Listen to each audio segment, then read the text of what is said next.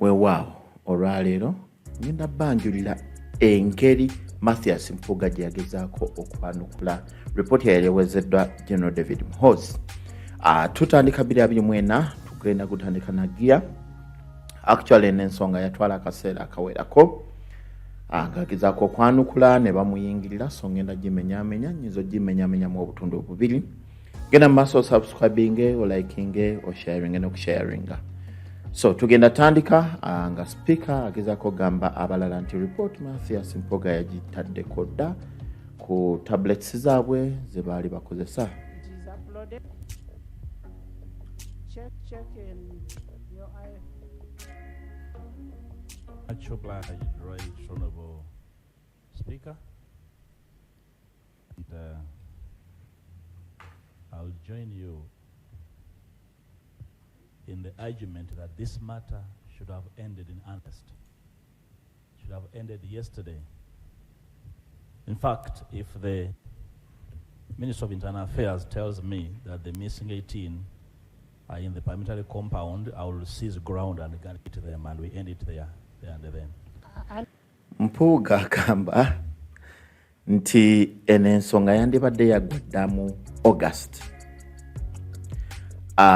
Era Minister wa ensonga z'omunda mu ggwanga singa amugamba nti abasibe be babanja balina mu compound oba mu luggya lwa parliament, awo wakoma n'agenda alaba abasibe. Jjukira mu kaseera ako baali bawumuza mu parliament nga baali beekalakaasa olw'ensonga ez'abasibe ababonaabonera mu makomera ab'opposition ku nsonga bwe ziti ez'ebyobufuzi ate oluusi ebitabakwatako. Unfortunately, our parliamentary compound is not a detention center. So our speaker mwanukula nti ekyembi compound olujja lwa parliament si detention center, si ensonga ya si kifo mwe bakwatira abantu. So ensonga Thank you for the patience. So and everyone enjoying in this. So wano Mpuga abeebaza obugumikiriza n'okujja mu parliament okuwuliza ensonga ze nga wagendo zanjula. The fact that the house is stressed over this matter. Era ategeera nti nno parliament ensonga eno egirumya omutwe, naye ate n'abantu ba bulijjo ebalumya omutwe nti abantu baabwe babanyonya tebabalaba. And this matter in a manner that the public does expect us to end it, right on the speaker. Right on the speaker, before I delve into my response to the minister's statement, I wish to state and remind ourselves of the role and duty of the legislature in situations like these. Right on the speaker, Parliament, through its legislative mandate, molds the legal. Mpuga agamba nti nga tanaba kuyingira nnyo mu nsonga, ayagala kutunuulira nti parliament yo kennyini yekola amateeka ge bagoberera ng'ennyumba oba ng'etteesezo. So amateeka ago gamenyebwa gayagala okulambikirako framework and shields the rights of every citizen, ensuring that the most vulnerable among us protected and nurtured. Parliament, as the embodiment of the collective will of the people, brings human rights to reality. Right on the speaker and colleagues, we must make it clear to everyone that our walkout and break from plenary activities was triggered by the continued indolence of government to address the most pressing and transgressing issues that affect our people and undermine their worth and dignity. Mpuga agamba nti gavumenti erina embeera gyeteekawo ng'enyigiriza abantu awamu n'obutabateeka mu kitiibwa, obutabalaba mu nsonga ya nsaano okubeerawo ng'abantu mu ggwanga ne balyeyagaliramu. That is something we couldn't withstand in an environment where our people's concerns are not recognized. We demand answers, accountability, action taken, redress for the violation of right on the speaker. The government should take full responsibility for its citizens as espoused in the international and national legal frameworks to which Mpuga agamba nti gavumenti erina okutwala obuvunaanyizibwa okufuba okulaba nti nno buli munnayuganda yeegombesa oba yeeyagalira mu ggwanga lye nga bagoberera ebiragiro n'amateeka agaateekebwawo ago gennyini agateekebwa bu paliamenti. to subscribe, Right Honourable Speaker. Right Honourable Speaker, like the previous statements on the issue, the government has again taken a defensive approach, matters in which it is supposed to take a lead role in investigating and fighting redress to the public outcry. It is not right and proper, Right Honourable Speaker, for the government to merely dismiss issues summarily without giving due regard to the overwhelming evidence presented at various fora. Besides the condescending style and language used in the minister's speech, Right Honourable Speaker, we have found his statement to be extremely disparaging. Government eri mu kwewozaako obuwozaako mu kifo ky'okwogera ku nsonga ez'essimba nga ozaayanjibwa okusobola bo nga tebanabagenda mu kwekalakaasa oba okulemerako okuzira entuula za paliamenti. Agamba nti akirabira ddala nti bali mu jjangu nkwekule mu kifo ky'okuteeka ensonga oba bali mu gezaako bajja ku mulamwa n'engeri gye beewozaako. On an international scale, in as far as Maurice are concerned. That's not for today. As for now, let us first discuss the issues of disappearances and arbitrary killings in which the government is not only implicated, but has also failed to conduct and present to the public comprehensive findings. I hope in that agamba wano nti agenda kwanja ensonga eziraga nti nno gavumenti yo kennyini bajoogerako oba etuula butereevu mu kuwamba oba n'okubuzaawo abantu ate era neefula kyesirikidde. I'm sure most of us were here at the return of multi-party politics in Uganda. I can certainly state that it was never the decision of the ruling government to reverse the movement system. It was the decision of the people, and this did not come on a silver platter. Mpuga agamba nti waliwo ebibiina mu biseera ebyo nga ekibiina ekiriwo oba ng'enkola eriwo ya movement system, era nti abantu bo kennyini beesalirawo nga bo okuleeta enkola eya multi-party, era ye akakasa nti enkola eya multi-party si musango okuba nti weeri era abantu basobola okuwagira yenna gwe baagala. So ekigambo ekya human rights oba eddembe ly'obuntu nti kigambo kyasimba nnyo, naye okukigenda nnyo mu mibwatwa kijja kutwala akaseera. Most of us are not strangers to these processes.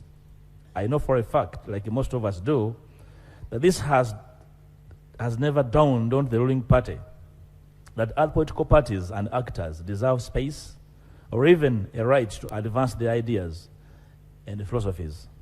Right Honourable Speaker, back to the human rights concerns we raised vis-a-vis the minister's statement. Mu kaseera kano Mpuga agenda kwanja ensonga ezimu ku zo ng'ayanukula ekyali kireeteddwa minisita w'ensonga z'omunda mu kaseera ako General David Muhoozi. I must state at the earliest that no response was made to the issues we raised. The minister's statement was purely a political narrative.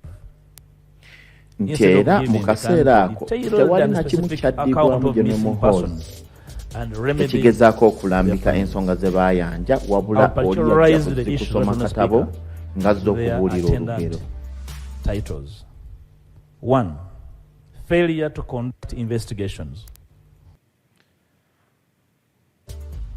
Wano nno Mpuga agamba ensonga esooka okulemererwa okunoonyereza ku nsonga eno mu bulambulukufu bwayo kyekimu kyagenda okwogerako. Not only Speaker and colleagues, throughout the web of denials in the minister's response, the most evident and striking attribute painted thereon is that no investigations were conducted at all. We are saddened by government's inaction in the face of these gross violations. Yet time is fast running. The victims continue reeling and harrowing in pain, despair, agony, and anguish. Clearly, if we continue with this lethargic approach, we will not get any answer from this numb and Mpuga unresponsive gamba government. nti Let us speak. I will demonstrate. Subsequently, ekintu nga yewe yakiraba. Order for what? Aba akyayogera ne wabaawo agamba nti order mu parliament.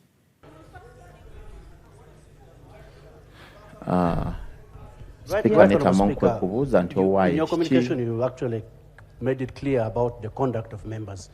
It's the right honorable colleague, the leader of opposition, right to call that the government is actually numb and unresponsive. I don't think we are numb, and yet is responding. Kati omukungu n'agamba. And yet the government actually presented a statement, and you are responding to the same statement that the government actually placed on the House. How is that being numb?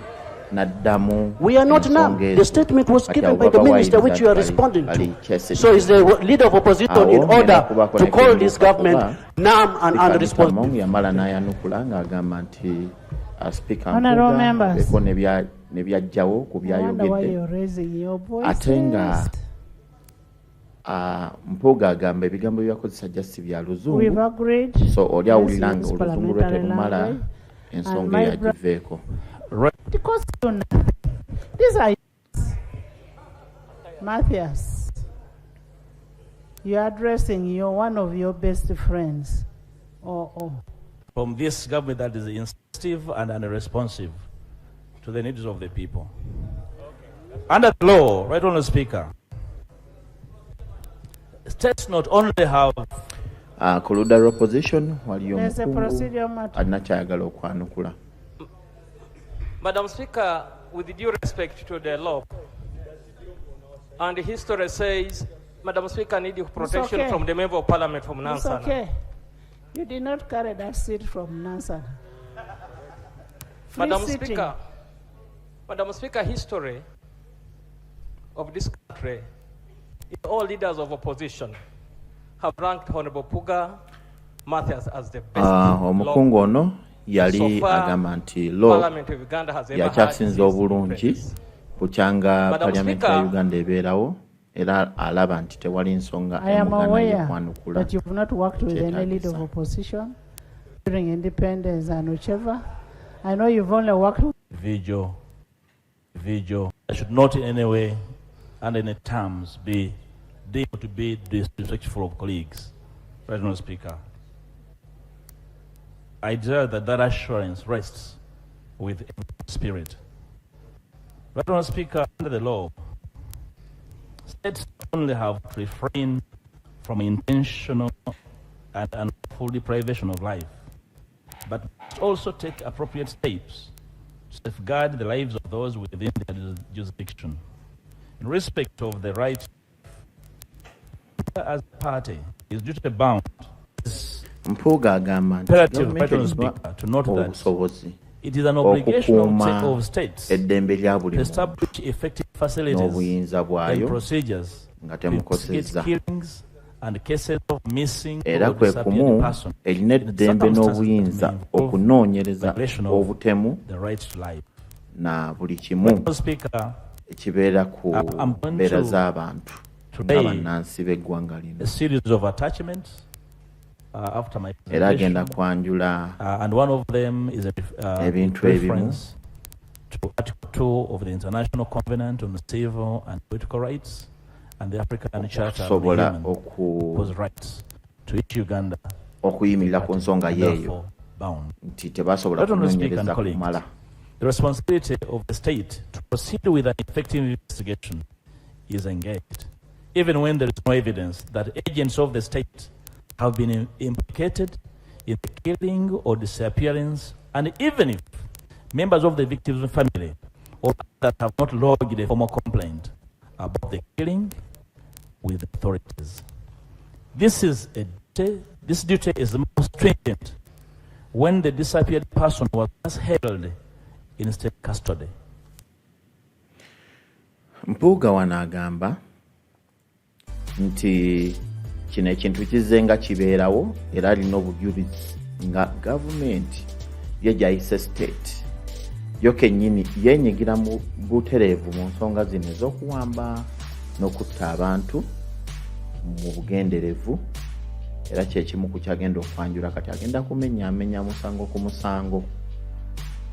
In such circumstances, it is incumbent upon the state to provide a plausible explanation as to the detainee's fate, as well as to ensure that some form of independent monitoring was undertaken.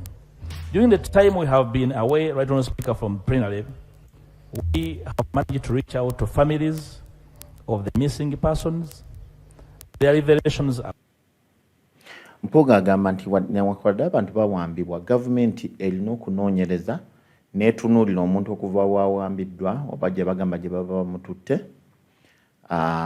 paka waafuluma era bo bakoze okunoonyereza nga bakwatagana ne famire z'abantu bo nga aba opposition okusobola okufuba okulaba nti no bakomekereza ensonga eno baleeta obujulizi bwonna gavumenti bwebanja basobole okubaddiza abantu baabwe.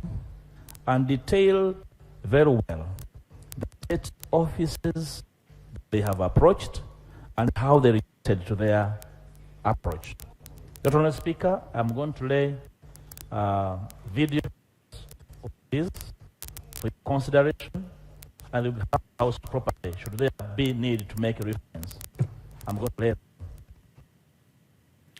Mpuga agamba agenda kutoa obutambi abugabire parliament singa baba bagadde okutunula mu nsonga eno nti obujulizi gye buli ng'abantu bagenda mu maaso famire z'abantu ababambibwa nga zigenda mu maaso n'okuleeta oba n'okwogera engeri abantu baabwe gye babuzibwawo era n'ebintu ebimu bika by'amazima. That clearly indicate glaring contradictions in the statement presented by the minister vis-a-vis statements obtained from the police, witnesses, and other state departments. Mpuga agamba nti agenda kumenyaamenya emisango gumu ku gumu egimu nga giraga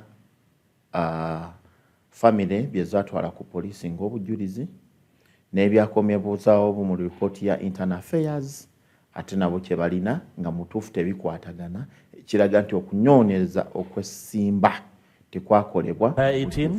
Let me sample for the house to make a judgment. Agamba ziri 18 kesi ezo emisango giri 18 naye agenda kuleeta sample era gwatandise nagwo gwe gwa Tamale John. So katulabe Mpuga annyonnyola atya ku nsonga ya Tamale John. Right Honourable Speaker and colleagues.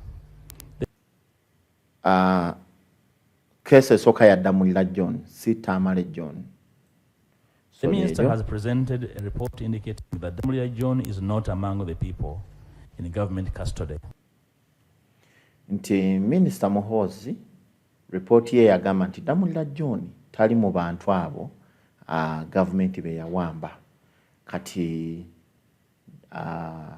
Mpuga agenda kulaga nti kituufu Damulira John oyo mwali mu bantu abo nti ng'alaga ne reference number ezaateekebwa ku police na buli kimu. So katugende maaso n'okumuwuliriza. Contrary to what the minister stated in his report, Damulira's disappearance was reported to police and an SD reference was obtained to that effect. I have indicated this, Right Honourable Speaker.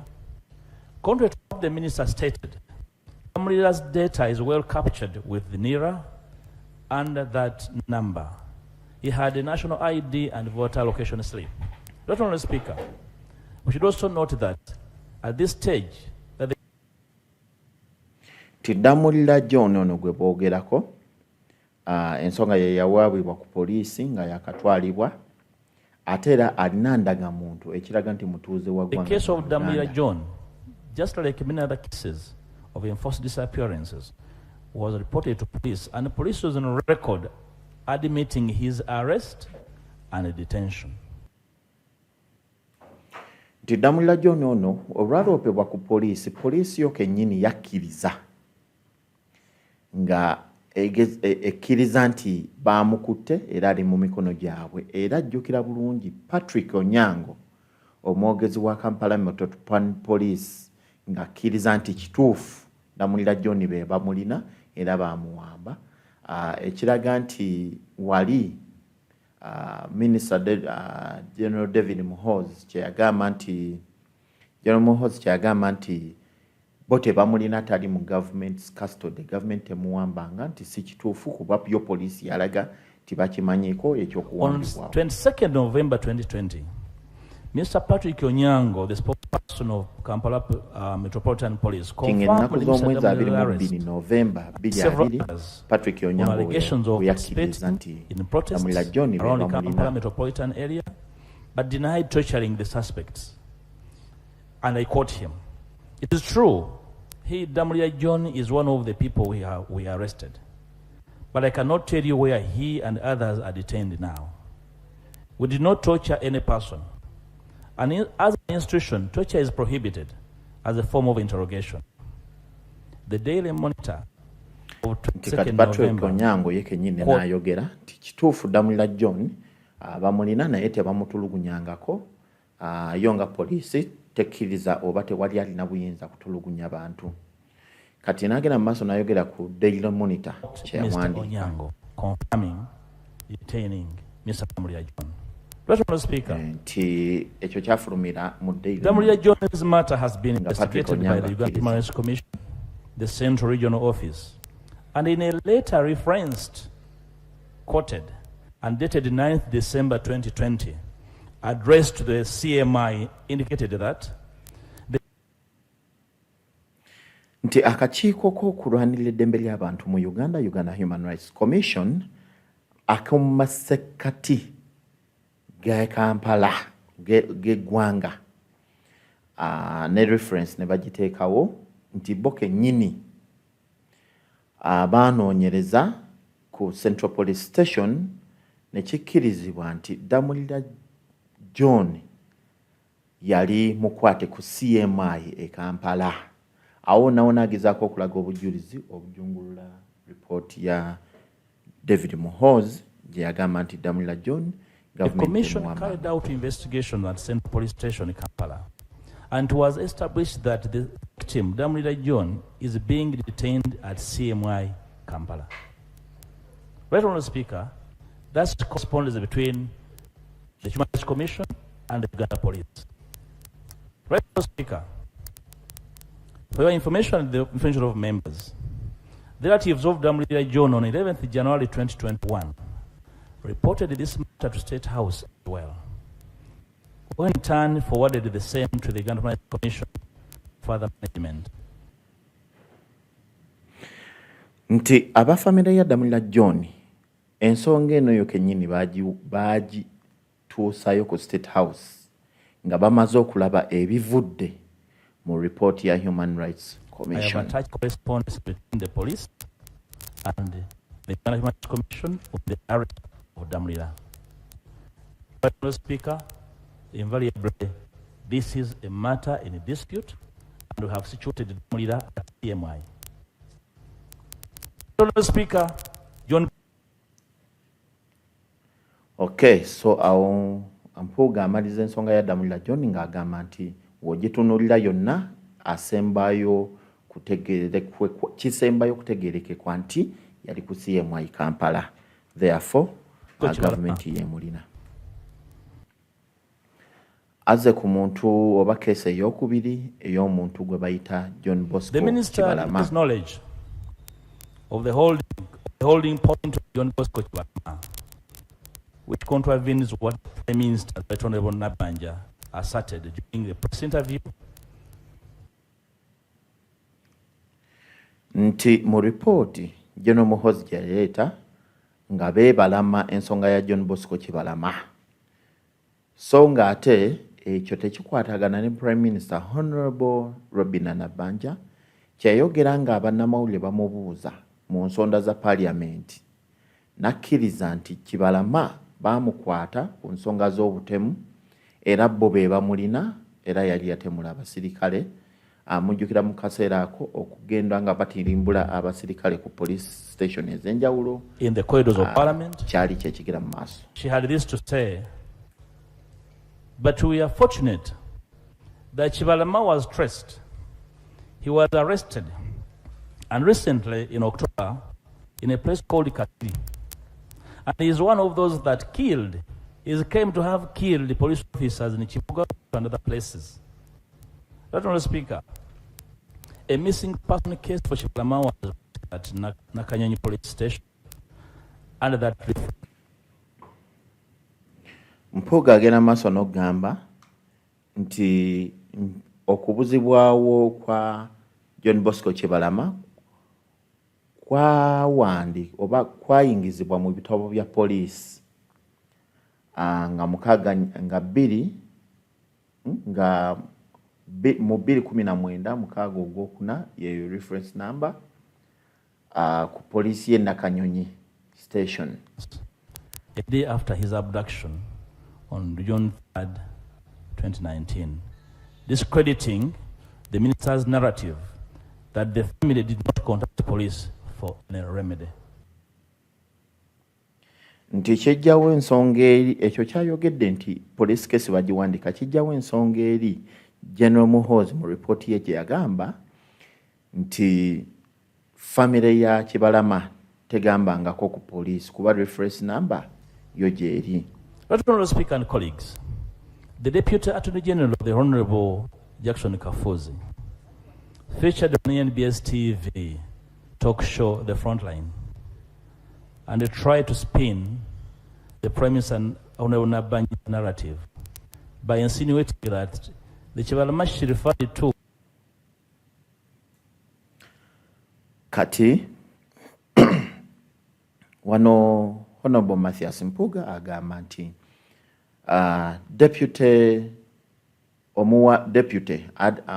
omuwabi wa adililo omuwabi wa government Rakafuzi yali ku NBS program gye bayita Frontline, yali ku NBS NTV yali ku program gye bayita Frontline, nagezaako kukyusa ebigambo nga bamubuuza ku nsonga ya John Bosco Chibalama, nagezaako kukyusa ebigambo bye nti Minister Nabbanja yali ayogera ku Chibalama oli eyawandiisa ekibiina kya Nuupu si Chibalama gwe baawamba. Founding member of NURP party who is Moses Ngonge Chibalama.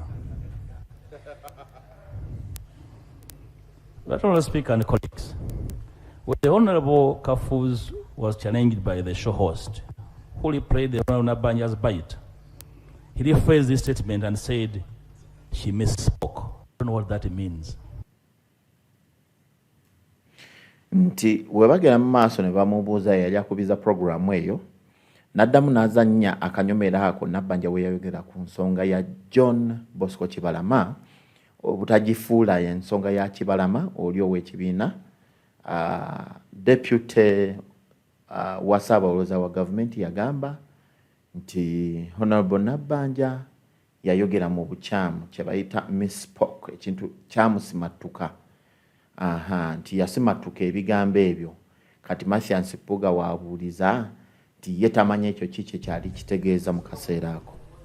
Right, Honourable Speaker and colleagues, these ping-pong games by government officials should concern every right-thinking person. The attempt at this spin clearly shows how sections of the ruling party hold Ugandans in contempt. Mpuga agamba nti buno obuzannyo bwa jjangu onkwekule wakati wa gavumenti ne opposition mu kuwamba abantu bulaga ekkomo oba engeri gavumenti gyegendamu munda ennyo okugezaako okukweka ebintu bino ebiri ku ngulu. And will not stop at anything to show disdain for them. The Prime Minister is on record of Parliament over her total knowledge as to the arrest and whereabouts of Chibalama, and we took her for her statement on record. Right, Honourable Speaker, Mr. Chibalama was fully situated. Top government officials are aware. Mpuga agamba, awunzika agamba nti Kibalama ensonga ye kati emanyikiddwa nti n'abakulu mu gavumenti bakimanyiko nga wazzayo ayogera nti Honorable Nabbanja ne Honorable Rakafuzi nga boogera ku nsonga eno nti ekitegeeza nti kituufu yawambibwa era ripooti ya General Muhoozi egezaako okwebalama ensonga eyo ng'egamba yetemanyi wajali. And how they handled his arrest. Right, Honourable Speaker, the case of Mr. Kale, katugende mu maaso n'okuwummulamu mulinda akatundu ak'okubiri. Mugende mu maaso n'okusubscribinga n'okulikinga video zino. Tugenda kumenyamenya akatundu ak'okubiri. Twakatambulako eddakiika 22. Kagenda twala essaawa nnamba. Kale, tusinkane mu video yaffe eddako ku nsonga eno. Nga Mpuga ayanukula report ya General Muhoozi ku kiwamba abantu ekyali kigenda mu maaso mu ggwanga.